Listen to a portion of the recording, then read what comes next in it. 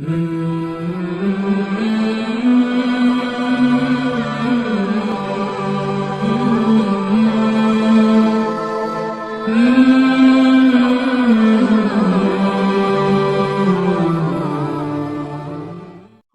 باللہ من الشیطان الرجیم بسم اللہ الرحمن الرحیم۔ کل عرض کیا تھا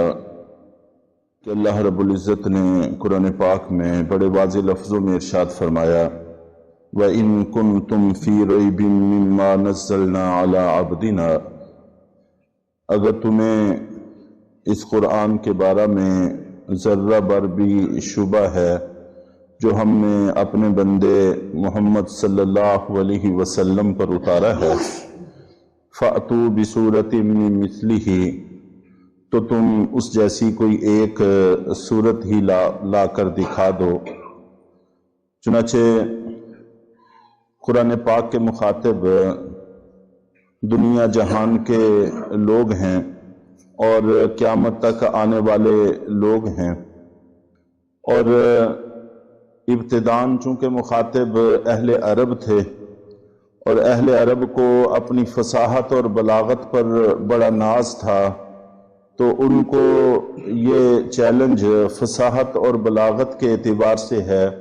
کہ اگر تم یہ سمجھتے ہو کہ اللہ کے نبی صلی اللہ علیہ وسلم نے اپنی طرف سے بنا لیا ہے تو وہ بھی آپ کے معاشرے کا حصہ ہیں، تم بھی اسی معاشرے میں پلے بڑے ہو، تو تم بھی ایسا کلام بنا لو۔ اگر تم سے نہ بن سکے تو اس کا مطلب یہ ہے کہ تم غلطی پر ہو، تم اس کو تسلیم کر لو کہ یہ اللہ کا کلام ہے، آپ نے خود سے نہیں بنایا۔ اور پھر قیامت تک آنے والے انسانوں میں بے شمار فنون ہیں، اور ہر فن کے اعتبار سے قرآن پاک کو پرکھا جاتا رہا، یہ بھی ایک پوری تاریخ ہے۔ لیکن کسی فن میں بھی کوئی قرآن پاک کے کسی حصے پر اعتراض کی انگلی نہیں رکھ سکا،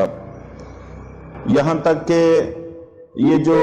ساز ہوتا ہے، حالانکہ اس کے ساتھ قرآن پاک کا کیا تعلق ہے، تو ان سازوں پر، ان آلات پر بھی قرآن پاک کو پرکھا گیا، تو اس فن کے ماہرین یہ قبول کرنے پر مجبور ہوئے کہ اس حوالے سے بھی قرآن پاک میں کوئی نقص موجود نہیں ہے۔ شاعری پرکھی جاتی ہے، اصولوں پر کلام بھی پرکھے جاتے ہیں، اور جو اس فن سے تعلق رکھتے ہیں وہ اس بات کو سمجھتے ہیں کہ یہ جو تحریر ہم پڑھ رہے ہیں یہ کس پائے کی تحریر ہے۔ تو جس فن میں بھی اس کو پرکھا گیا تو ہر ایک کو منہ کی کھانی پڑی۔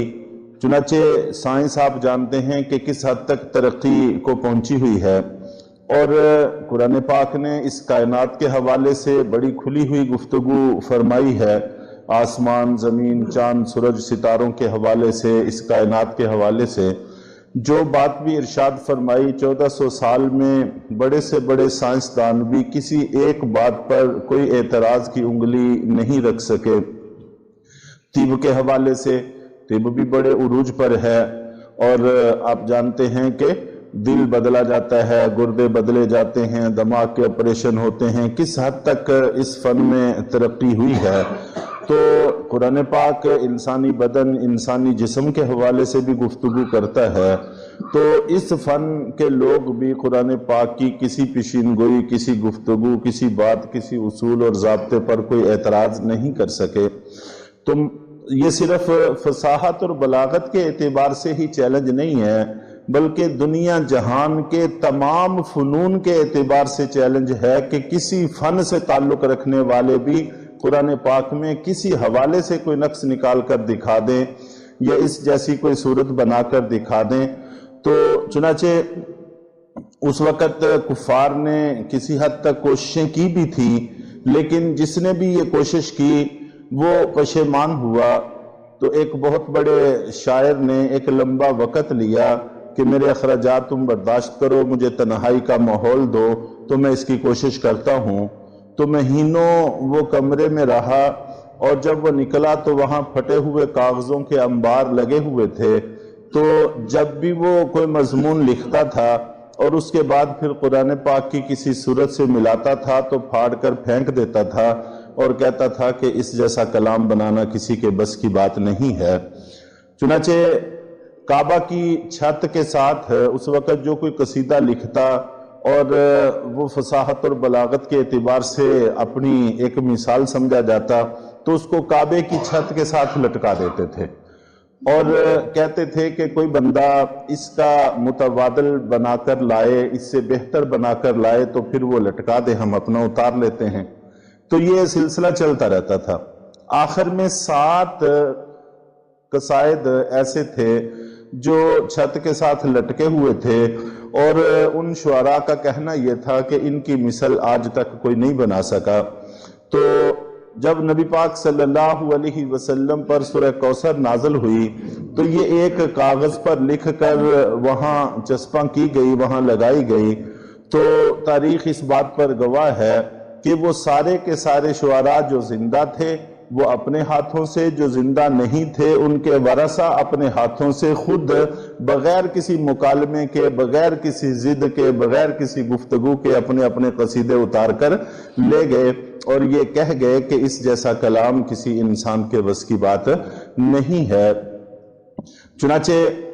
یہ بھی واقعات میں ہے کہ اللہ کے نبی صلی اللہ علیہ وسلم کے جو ازلی دشمن تھے، جیسے ابو جہل ہے، ابو سفیان ہے اور اس طرح کے جو لوگ، یہ چھپ کر قرآن پاک رات کو سنتے تھے۔ اللہ کے نبی صلی اللہ علیہ وسلم قرآن پاک تہجد میں پڑھتے تو یہ آ جاتے اور چھپ کر سنتے رہتے۔ ایک دفعہ ایسا ہوا کہ اللہ کے نبی صلی اللہ علیہ وسلم نے عشاء کے بعد کچھ دیر کے بعد نماز میں تلاوت شروع کی اور یہ لوگ سننے کے لیے آ گئے اور ایسے مگن رہے سننے میں کہ صبح کا اجالا ہونے لگا۔ تو اس وقت جب آپ نے تلاوت ختم کی تو پھر یہ واپس پلٹے، تو چونکہ چھپ کر آتے تھے تو اب کچھ روشنی ہو گئی تھی، صبح جب سحری کا وقت ختم ہوتا ہے اس کے بعد کچھ روشنی ہونا شروع ہو جاتی ہے، تو تینوں کی آپس میں ملاقات ہو گئی۔ تو تینوں نے ہی ایک دوسرے کو شک کی نظر سے دیکھا اور پوچھا کہ کہاں سے آ رہے ہو؟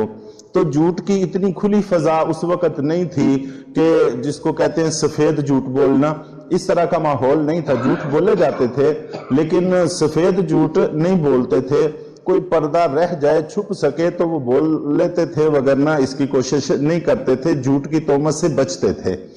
تو سب نے کہا کہ سچی بات یہی ہے کہ قرآن سننے کے لیے گئے تھے۔ تو پھر انہوں نے آپس میں پوچھا کہ یہ قرآن سچا ہے یا آپ نے خود بنا لیا ہے؟ تو سبھی نے بیک زبان کہا کہ یہ حق ہے۔ تو ابو جہل کے بارے میں ہے کہ اس سے انہوں نے پوچھا کہ اس کو قبول کیوں نہیں کر لیتے؟ تو اس نے کہا کہ اصل میں عرصہ سے ہمارے اور آپ کے خاندان کی رقابت چلی آ رہی ہے، اس لیے ہم ہر معاملے میں ان کا مقابلہ کرتے آئے ہیں۔ وہ سخاوت کرتے تھے تو ہم نے بھی سخاوت میں ان کے برابر پہنچنے کی کوشش کی۔ وہ غریب لوگوں کی مدد کرتے تھے، آنے والے حاجیوں کی خدمت کرتے تھے تو ہم نے بھی بڑھ چڑھ کر اس میں حصہ لیا، یہاں تک کہ اس خاندان میں سے ایک شخص نے اعلان کیا کہ اللہ نے مجھے نبوت عطا کر دی ہے۔ اب ہماری وہ غیرت رقابت وہ اجازت نہیں دیتی کہ ہم کسی طرح سے اس کو تسلیم کر لیں، وگرنہ حق ہونے میں کوئی شبہ نہیں ہے۔ تو اس وقت ان تینوں نے آپس میں سرداروں نے معاہدہ کیا کہ ہم دوبارہ نہیں آئیں گے سننے کے لیے۔ اگر ہماری قوم کو پتہ چلا تو وہ تو ساری مان جائے گی، مسلمان ہو جائے گی، تو پھر ہم کیسے سنبھال سکیں گے؟ تو معاہدہ کر کے چلے گئے۔ جب رات ہوئی تو چین نہ آیا تو تینوں ہی اپنی اپنی جگہ پھر اٹھ کر سننے کے لیے آ گئے، اور یوں 3 دن تک مسلسل ہوتا رہا اور پوری رات مگن رہے، اور پھر صبح کے اجالے میں ان کی آپس میں ملاقات ہو جاتی رہی۔ تو حقیقت یہی ہے کہ کوئی بھی ایسا شخص نہیں تھا جو اس کی فصاحت اور بلاغت سے کو اپنی کھلی آنکھوں سے نہ دیکھتا ہو، سمجھتا نہ ہو۔ چونکہ ہم اپنی زبان کی فصاحت سے واقف نہیں ہیں، ہم عربی کی فصاحت سے کیا واقف ہوں؟ تو ویسے درس نظامی میں ایسی کتابیں پڑھائی جاتی ہیں جو فصاحت سے ہی متعلق ہیں، تو وہ پڑھ کر حیرت ہوتی ہے کہ یہ قرآن کیسی کلام ہے۔ تو بہرحال قرآن پاک اللہ تعالیٰ کا ایسا کلام ہے جو اللہ کے نبی کا معجزہ ہے اور جس کا بدل اور توڑ نہیں لایا جا سکتا، کسی نبی کے کسی بھی معجزے کا توڑ نہیں لایا جا سکتا، اور یہ تو تمام معجزوں میں سے سب سے بڑا معجزہ ہے، اس کا بدل کیوں کر لایا جا سکتا ہے؟ وَادْعُوا شُهَدَاءَكُم مِّن دُونِ اللَّهِ، اللہ کے علاوہ اپنے تمام مددگاروں کو بھی بلا لو اگر تم سچے ہو، تو سارے مل کر بھی قیامت تک بھی ایسی نہیں صورت لا سکتے اور واقع میں لا بھی نہیں سکے۔ فَإِن لَّمْ تَفْعَلُوا، پھر بھی اگر تم ایسا نہ کر سکے، اس کی مثل کوئی نہ لا سکے، وَلَن تَفْعَلُوا، اور تم لا بھی نہیں سکتے، اللہ تعالیٰ کی طرف سے پیشین گوئی بھی ہو گئی کہ تم لا بھی نہیں سکتے، تو فَاتَّقُوا النَّارَ الَّتِي وَقُودُهَا النَّاسُ وَالْحِجَارَةُ، تو پھر ڈرو اس آگ سے جس کا ایندھن انسان اور پتھر ہیں، اور وہ